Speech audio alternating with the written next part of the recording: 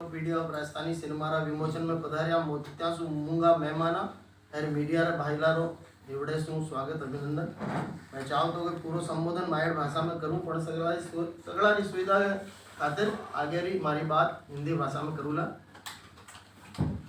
आज मेरे जीवन का अहम और यादगार दिन है। एक ड्रीम प्रोजेक्ट पूरा हो गया है। मेरा 45 साल पुराना सपना साकार हुआ है। ये मेरे तमाम गुण, ज्ञान, अनुभव, अनुसंधान, अभिलेखन, कलेक्शन, डेडिकेशन का निचोड़ है। एक धुन, एक जुनून, एक दीवानगी का नतीजा, सिनेमा से बेइंतहा मोहब्बत का सिला। मेरी जीवन संगिनी मीना जी की आत्मिक अभिलाषा रही कि मेरी पहली किताब शानदार तरीके से तैयार हो। महादेव की कृपा से उनकी ये इच्छा भी आज पूरी हो गई। स्कूली पढ़ाई के दिनों में रेडियो सिलोन और विविध भारती पर हिंदी फिल्मी गीत बहुत चाव से सुनता था।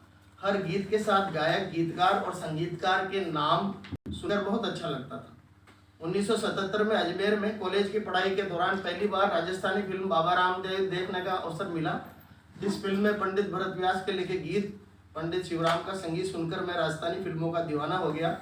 फिल्म का कौन सा गीत किसने लिखा, किसने गाया और किसने संगीत से सजाया, इस जानकारी की जिज्ञासा ने मुझ में खोजबीन का भाव जगाया और इस किताब की भावभूमि तैयार हुई।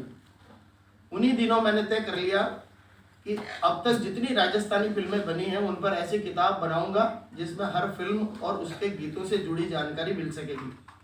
1980 में जब कानपुर के हरमंदर सिंह हमराज ने हिंदी फिल्म गीतकोश का पहला भाग प्रकाशित किया तो अपने ग्रंथ के फॉर्मेट का आधार मिल गया। तब तक महज 10 फिल्में बनी थी। तब से बरसों बरस मैं इस काम में लगा रहा। अखबारी नौकरी में पर्याप्त समय नहीं मिल पाया। 10 का आंकड़ा 2022 तक 212 तक पहुंच गया।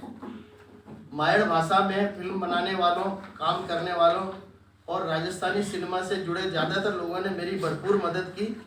लेकिन पिछले 10-15 सालों में बनी फिल्मों की जानकारी जुटाना बहुत जटिल रहा। बहुत जोर आया। यहाँ तक कि 2017 में बनी एक अनरिलीज विलुप्त फिल्म सरगम की जानकारी जुटाने के लिए सेंसर बोर्ड में आरटीआई तक लगानी पड़ी, फिर भी हासिल नहीं हुई। उसकी डिटेल भी जुटाने में मैं कामयाब हुआ। इस किताब में ऐसी लगभग 20 फिल्मों की जानकारी शामिल की गई है जो अब तक रिलीज नहीं हो पाई है। उसमें राज भाई की 2015 में सेंसर हुई मारो घर मारो मंदिर भी है जी।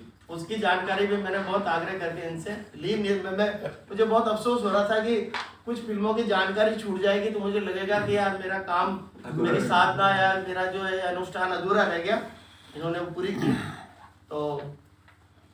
तो शोध और संकलन का काम कितना मुश्किल और टेढ़ा है, किस हद तक खोजबीन करनी पड़ती है, इसके कुछ उदाहरण साझा करना चाहता हूँ।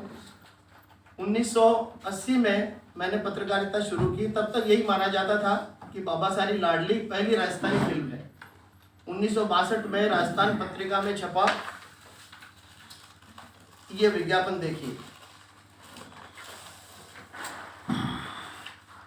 इसमें 10 फरवरी 1962 को छपी राजस्थानी फिल्म बाबा सारी लाडली की समीक्षा है जिसमें प्रथम राजस्थानी फिल्म लिखा है और नीचे विज्ञापन छपा, उसमें भी लिखा है भारत का प्रथम राजस्थानी खेल।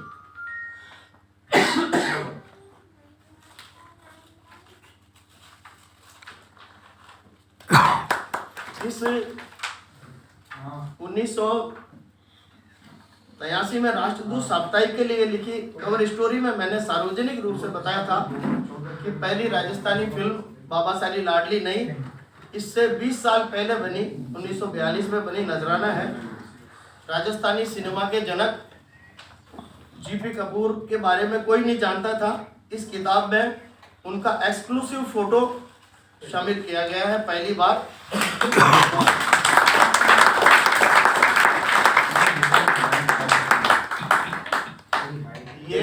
ये उस फिल्म के निर्माता, निर्देशक और संगीतकार तीनों थे।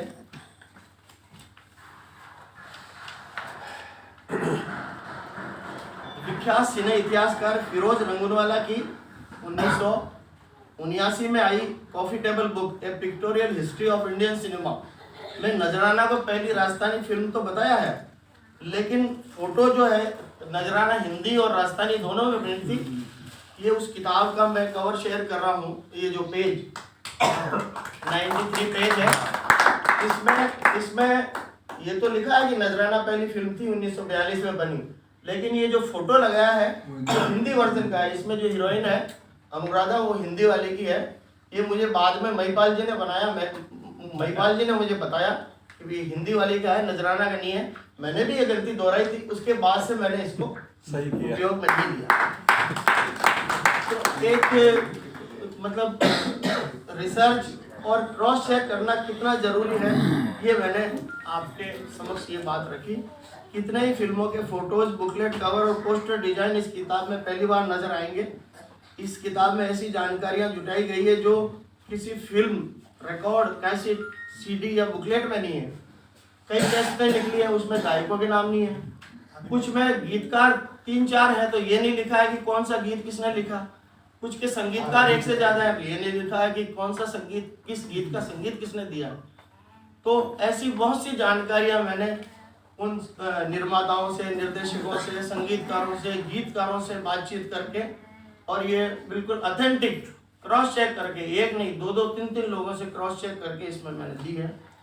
ऐसी स्थिति में छूटी या वांछित जानकारी जुटाने के लिए वर्षों तक खोजबीन और गहन तलाश की गई।